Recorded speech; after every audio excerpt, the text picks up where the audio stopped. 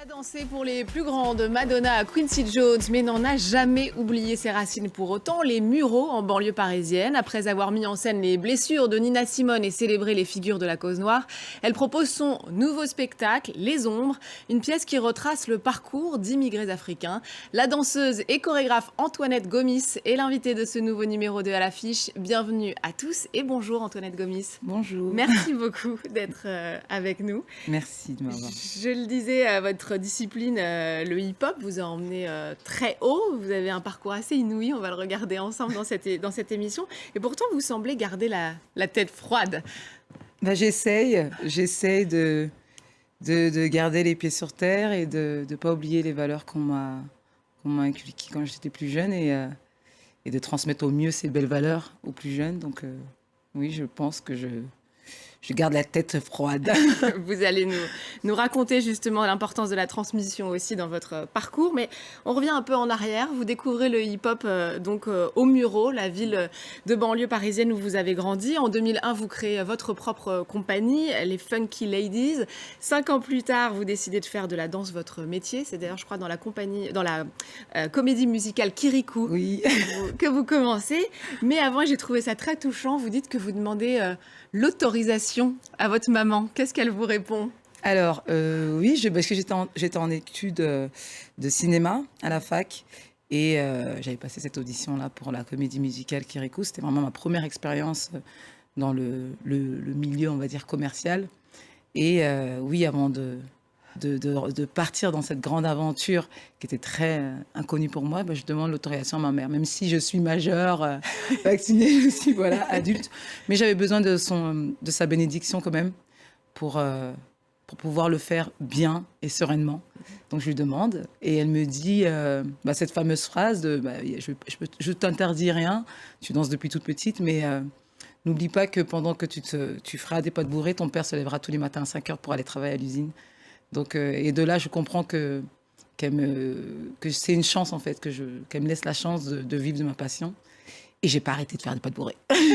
Je me suis pas arrêtée. Ça rappelle effectivement qu'il faut pas oublier d'où on vient. Hein. C'est ça. En tout cas, les Ombres est le deuxième spectacle de votre compagnie, mis en scène par Cyril Macheneau. J'espère que je prononce bien son nom.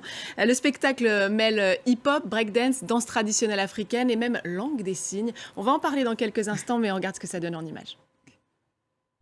C'est impressionnant ce que les danseurs font sur scène. Antoinette, expliquez-nous un peu le processus créatif qu'il y a derrière les ombres, parce que c'est assez spécifique. Vous partez donc de la langue des signes? C'est ça, on part de la langue des signes. On a tout un gros travail de traduction avant de venir créer le mouvement. Donc pour cela, on a fait appel à un danseur hip-hop qui s'appelle Jules Dansigneur. Donc il nous aide à traduire toutes les musiques en langue des signes. Il est sourd et malentendant lui-même. Qui est sourd et malentendant.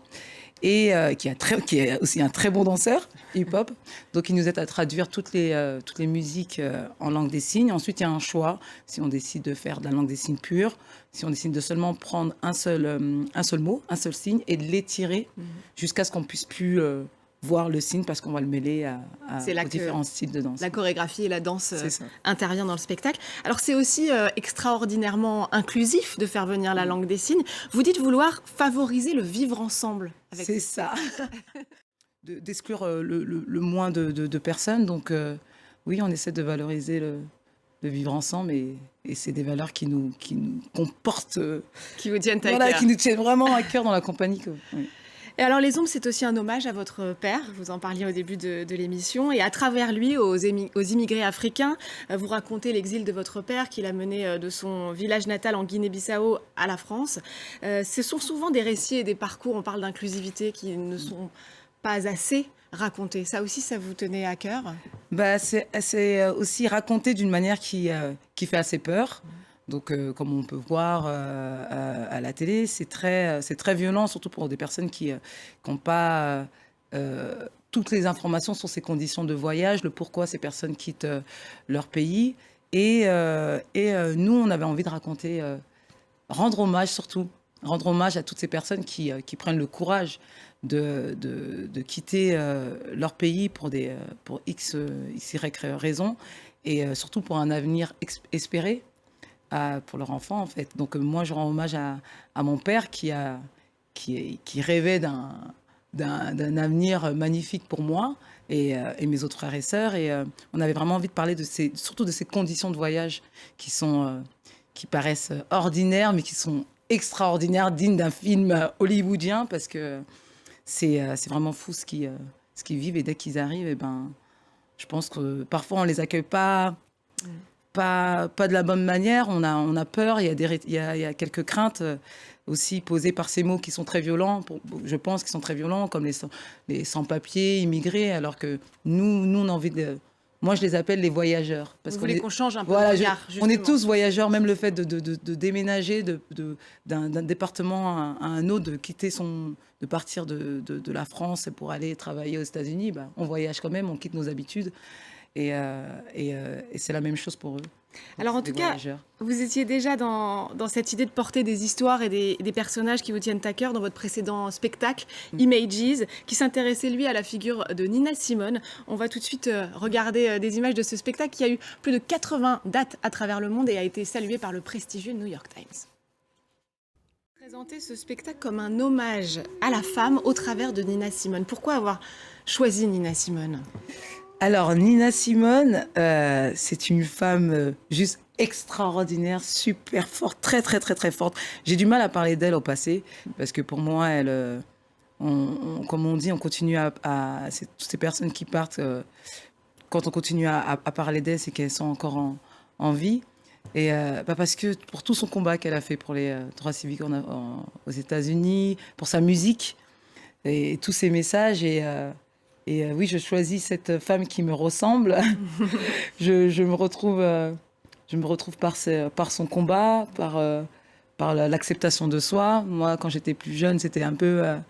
on vit l'adolescence, donc c'est un peu dur d'accepter comment on est, cette couleur de peau qui paraît très étrange pour certains, et moi qui m'adore, j'aime cette couleur, donc voilà, c'est tout ça, on parle vraiment d'acceptation de soi, donc moi je me retrouve vachement dans Nina Simone, donc le pourquoi je l'ai choisi.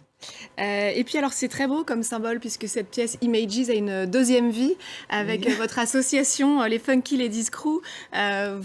Certains jeunes des Mureaux où vous avez grandi reprennent des parties de ce spectacle. La transmission, c'est aussi vraiment au cœur de votre travail de danseuse et chorégraphe.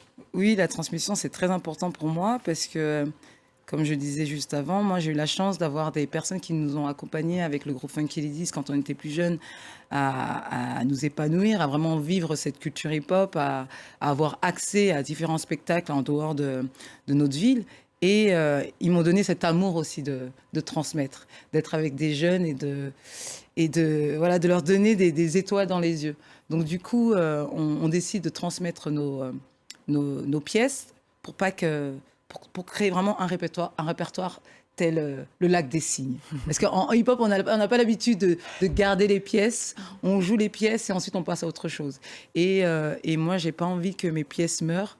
Et j'ai vraiment envie de transmettre ces pièces-là et qu'elles changent avec d'autres danseurs et qu'eux aussi s'approprient ces pièces pour raconter aussi leur histoire. Donc, et surtout leur inculquer de bonnes valeurs.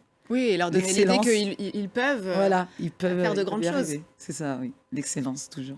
Antoinette, on va finir avec votre coup de cœur culturel du moment. Je demande à chaque fois à mes invités qui passent en plateau. Et vous, je crois que c'est une bande dessinée dont vous avez voulu nous parler. Oui, parce que j'ai découvert cette bande dessinée grâce à une amie danseuse, Sandrine Monard, pendant la tournée de Kirikou. Donc, je découvre Aya de Yopongo. Oui. Donc, j'achète le tome 1. Célèbre maintenant. Oui. Voilà, j'achète le tome 1 et là, je découvre des personnages, une illustration qui est à mourir de rire, des phrases qui sont... j'avais l'impression de lire et de voir, en fait, mes oncles ou d'autres personnes que je côtoie dans ma ville. Et du coup, j'ai attendu des années pour que le tome 7 sorte. Et dès qu'il est sorti, j'y croyais pas. Un grand retour très attendu pour depuis 2006, j'attends.